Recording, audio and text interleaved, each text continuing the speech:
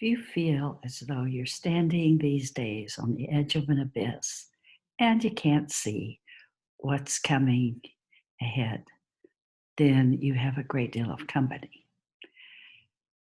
When we don't know how to predict coming events, it leaves us in a situation in which the responses that it calls up from our endocrine system are those of fight or flight.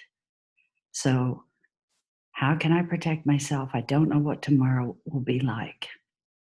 Since we're all at home, self isolating these days with the COVID virus, flight is not a possibility, nor is fight.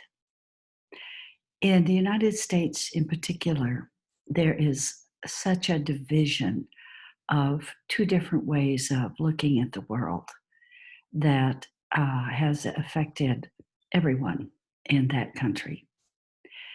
We tend to get pulled into the drama of those who do not believe as we believe.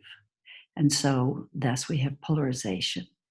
And that polarization is the exact opposite of where we need to be heading.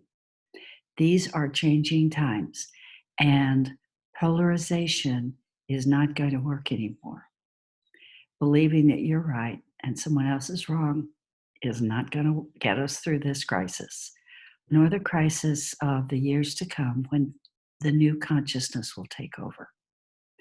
So, one thing to remember is if you continually remind yourself, I am an eternal being in a body that is temporary, but I am eternal, then you begin to have a subtle sense of distance from world events that would normally capture your attention completely. And with that little bit of distance, you're able to look at events in a more even handed, neutral, and dispassionate without being unkind kind of attitude. So, what can help a great deal is to feel compassion for those who have differing opinions and to remind yourself that they too are struggling. It's quite a challenge to be in a body these days, but you are ultimately so much bigger than your body.